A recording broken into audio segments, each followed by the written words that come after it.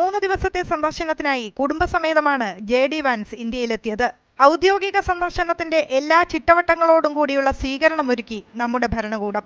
ആദ്യം വാൻസും ഭാര്യ ഇന്ത്യൻ വംശജയായ ഉഷ ചിലിഗുരിയും വിമാനത്തിൽ നിന്ന് ഇറങ്ങി വന്നു. പിന്നാലെ ആ മനോഹരമായ കാഴ്ച.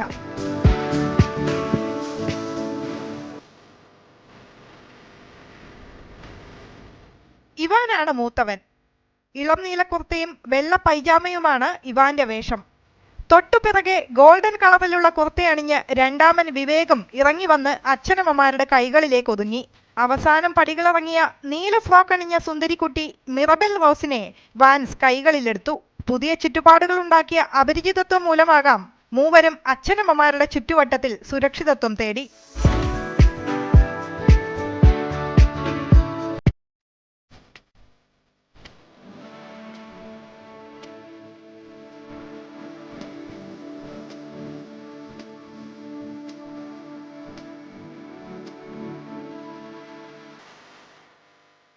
ആന്ധ്രയിൽ വേരുകളുള്ള ഇന്ത്യൻ കുടിയേറ്റക്കാരുടെ മകളാണ് Usha Chilukuri.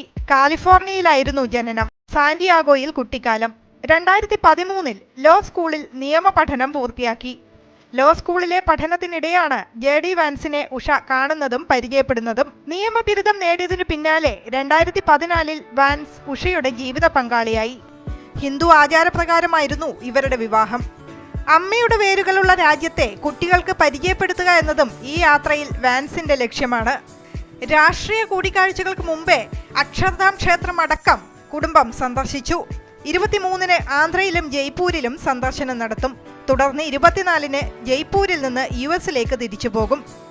News desk, Amrita news.